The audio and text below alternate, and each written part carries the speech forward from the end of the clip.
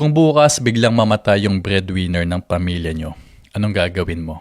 May plano ba kayo? O lahat malilito, matatakot at mababaon sa utang? Alam mo, karamihan ng pamilya umaasa lang sa isang tao. Siya na bahala sa lahat. Pero ang totoo, life doesn't work like that. Isang aksidente, isang sakit, isang hindi inaasahan, pwedeng baguhin ang buong takbo ng buhay nyo. Pag namatay yung breadwinner nyo, gagawa at gagawa kayo ng paraan, di ba? Maybe you'll find a job, start a business, or even study again just to survive. Kasi wala kang choice eh. Kailangan mong kumilos. Pero ang tanong, bakit pa natin hihintayin na mangyayari yon bago tayo maghanda? Bakit hindi ngayon pa lang mag-save, mag-invest, kumuha ng insurance, at maghanap ng multiple sources of income? Hindi lang ito tungkol sa pera. This is about peace of mind.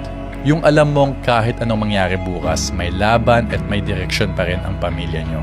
At yung mga breadwinner, tandaan natin, may sarili din silang pangarap. Maybe they want to start their own family, mag-travel, mag-invest, o mag-build ng something para sa sarili nila. Sana maisip natin na may personal goals din sila, hindi lang responsibility.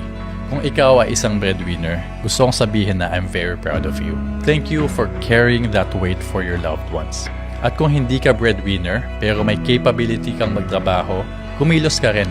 Kasi pamilya yan eh. Hindi pwedeng isa lang ang lumalaban. Huwag kang maging parasite.